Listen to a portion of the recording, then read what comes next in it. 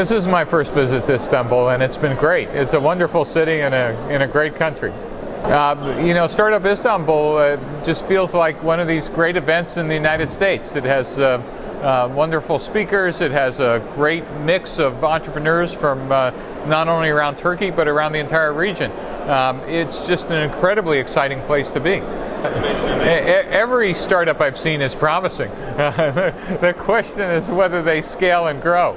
But I've been incredibly surprised how sophisticated their pitches were. They sounded like were all giving Y Combinator demo day pitches.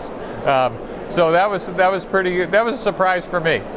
So I have to be honest, I was actually impressed about the Turkish entrepreneurial ecosystem. Most places I see in the world have lots of entrepreneurs because entrepreneurship is everywhere. The cost of doing a software startup is dropped by a factor of 1,000 in the last couple of decades. So we see lots of that. But entrepreneurs without finance is like one hand clapping.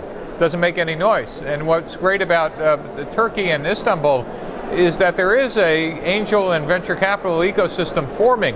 And I predict in the next couple of years that Istanbul will catch up to London and Berlin in terms of a startup hub in this region. Yeah, so for startups, whether they're struggling or not, the best advice is while you might have a great idea, staying in your building, just building the idea assumes that you could pre-compute all the customer needs. It turns out that's just theoretically impossible. There is no way you could be smarter than the collective intelligence of your potential customers. So my advice to startups is to get out of the building and actually test minimum viable products. That is, small iterations, iteratively, of the product you're building, and get customer and partner feedback as early as possible.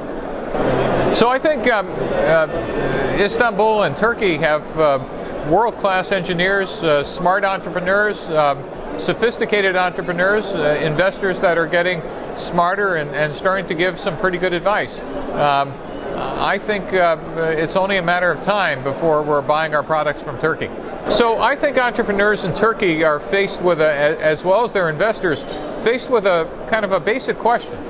Do you want to focus on the 20 million people in Istanbul? Do you want to focus on the 76 million people in Turkey? Do you want to focus on the region? Do you want to focus on the EU? Or do you want to be global?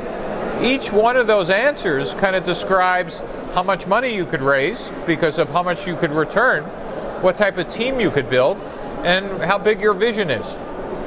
I happen to believe that if you're born local, you're going to die local. If you're born global, you have a shot at being a global company. But that's a conscious choice that entrepreneurs ought to be asking themselves all the time. Where do I want to end up? How big do I want to be? And how much capital would I need to raise to go do that? And is it possible to do in Turkey, or do I need to go to Silicon Valley or London or Berlin to do that?